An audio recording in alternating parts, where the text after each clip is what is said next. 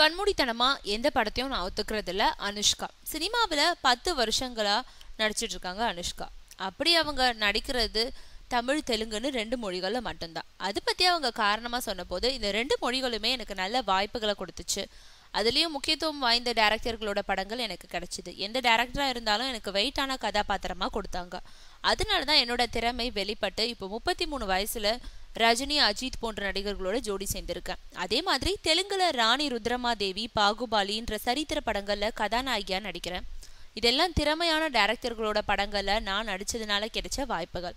அதனால தான் இப்போ எந்த படமா இருந்தாலும் கவனமா ஒத்துக்கிறேன். முன்னணி டைரக்டர்கள்னாலும் கண்மூடித்தனமா அந்த படத்துல நடிக்க ஓகே சொல்றது இல்ல. படத்தோட கதையையும் எனக்கான கதாபாத்திரத்தையும் நல்லா கேட்டு அறிஞ்ச பிறகே அட்வான்ஸ் வாங்குறேன். நான் இத்தனை ஆண்டுகளா சினிமாவில் நினைச்சு நிற்கிறேன்னா அதுக்கு காரணம் இதுதான்னு சொல்லியிருக்காங்க அனுஷ்கா.